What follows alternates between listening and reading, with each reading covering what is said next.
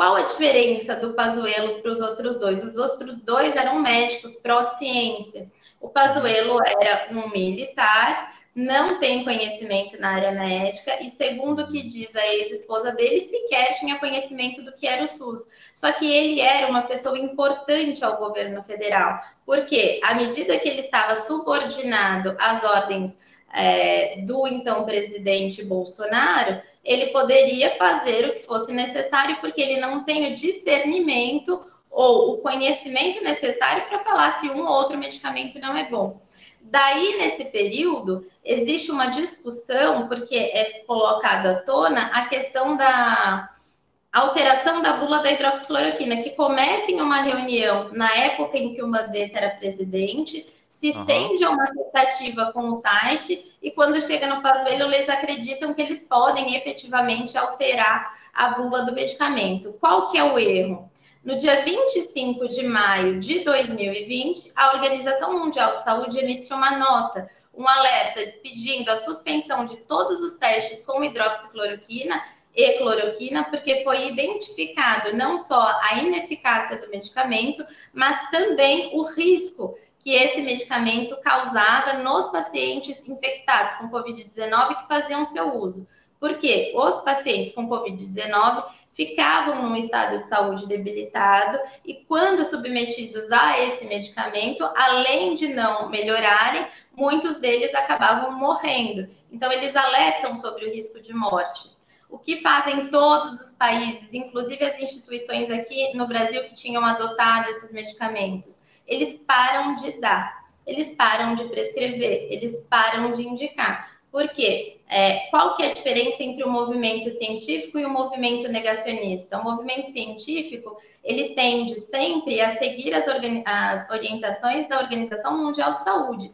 Já o movimento negacionista, ele tende a negar aquilo e eles criam uma teoria, que é a teoria da Big Pharma. Eles falam que existe uma pressão da indústria farmacêutica para ir contra esse medicamento, porque esse medicamento é um medicamento de fato barato e que, em razão dos interesses econômicos dessa Big Pharma, esse conglomerado de indústria farmacêutica, eles teriam inventado essa notícia. Então, na verdade, é um caminho que ele nasce numa fake news com relação a esse suposto interesse da Big Pharma, e ele se desenvolve em tentar validar estudos que supostamente teriam provado a eficácia da hidroxicloroquina. Mas são estudos normalmente observacionais, onde você não consegue preencher os critérios científicos necessários.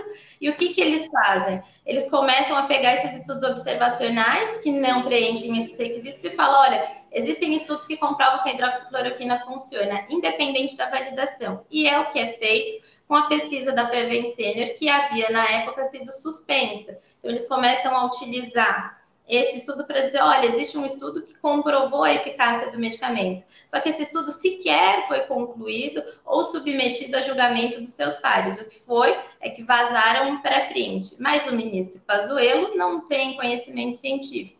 Então, ele é utilizado para validar todo esse movimento e ele não tem mais interferência. Interessante ao governo federal, porque a partir daquele momento, o governo federal não tem mais o Ministério da Saúde que se opõe às diretrizes de governo. Ele tem o Ministério da Saúde que anda de acordo com eles. Então, isso cria um clima tenso, um movimento muito forte de negacionismo aqui no Brasil. O mundo inteiro se espanta com isso.